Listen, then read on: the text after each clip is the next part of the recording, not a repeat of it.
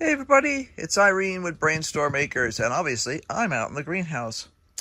So what have I been doing the last few days? Well, I have sprayed a bit more with some pyrethrin this time to try and knock down some of the remnants of the aphids. I know we are not done with this process. There are still aphids down way on that end on some of the broccoli and stuff like that. But there don't appear to be any sort of fungus gnats or anything else in any of the pots here, and I'll be checking that again when I lift off some of this stuff today. These containers here were thoroughly soaked with neem oil, so hopefully that's at least under control.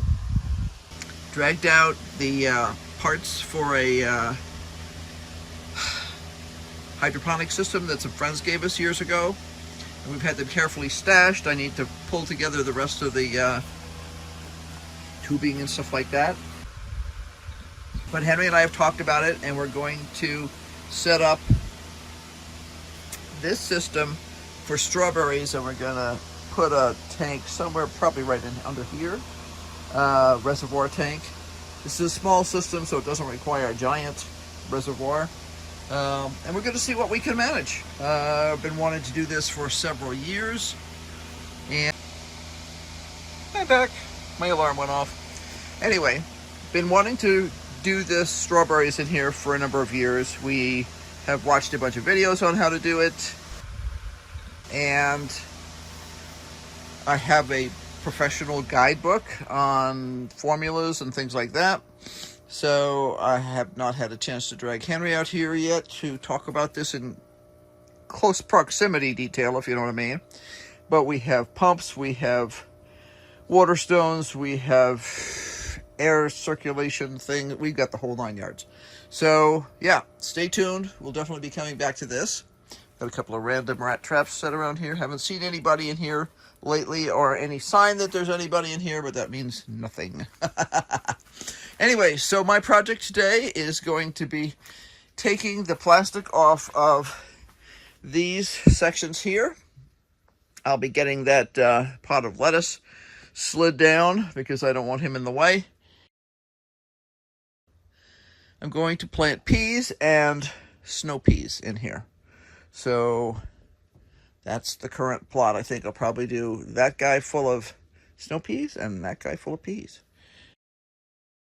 This is actually 2 containers here, but you know, this row of peas and that for snow peas. So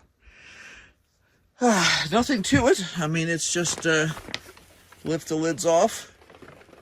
I'll be checking in here to see if there's any obvious critters. I'm seeing water. That's all I'm seeing at this point. But I'll be making sure that there's no obvious critters in here anywhere. And I see a couple of weeds that have grown. There's a little grass blade right there. But I am not seeing any critters in here so far, so that's a good start. Once I have the seeds actually planted, and I'm just going to follow the rules. I've got let me see, I've got them sitting in the shade right now. That's another thing. I'm always very careful to put my seeds in the shade when I'm getting ready to plant, because it gets quite hot out here, and superheating your seeds is never a great way to improve the germination. So this is the type of snow peas I'm going to use from Johnny's, and these are the shelling peas, and I get absolutely nothing from Johnny's. I just happen to like their seeds. They're a employee-owned company in Maine, and I've been using them for a very large number of years. So, yep, I'm going to literally do what it says on the back. Now, I will say, let's see, this says here, cool weather crop, blah, blah, blah. 1 inch deep furrow, sower seed, and a 3-inch band. I will not do that. I'm going to take more of a square foot gardening approach to this. They're saying plant the seeds 1 to 1.5 inches apart. I'll probably plant them about 1.5 inches apart. I'll just do a solid block, this whole thing here. That way I can put some bamboos around the edges. I don't remember how tall this particular gets. No, I'd have to look it up. That I could put bamboo sticks around the edges and string. I've got a whole gigantic container of sisal string that I have down here that's untold number of yards left in there. So, and I'll just use that to string it up and give them a little bit of support, simply because we have limited space in here. You can't have them flopping over. Do the same exact things with these. Then that'll be, that probably has the same set of instructions. Let's see. 1 inch deep furrow, yeah. What we will do, from experience, because our climate is very challenging and we get extremes of heat and cold and everything else all rolled into one quickly, and we have problems with keeping things moist enough, I will be sure that if a plant, or say it said, oh, plant it 1/2 inch to 1 inch deep, I'm going to plant it 1 inch deep. I want to keep it away from the soil surface, whatever the seed is, because if I can, I mean, some seeds you cannot plant deep or they won't come up. But if it's something that I have that option on, I will always plant it at the deepest depth recommended, because even doing all the things I try and do in terms of paying attention, it's hard to keep that soil surface moist enough here. So our regular moisture levels in the summertime are often down around 10%. Now, I haven't checked to see what it is this morning. Didn't feel wet out there. There have been a few times lately when it's very cold and damp. Well, it was 45% humidity, which is very unusual for us. For regular parts of the year, we're usually a lot more moist than that. I have no way to measure moisture in here. I used to have a cool little remote weather station set up in here, but it died, and I just haven't worked out anything new for that.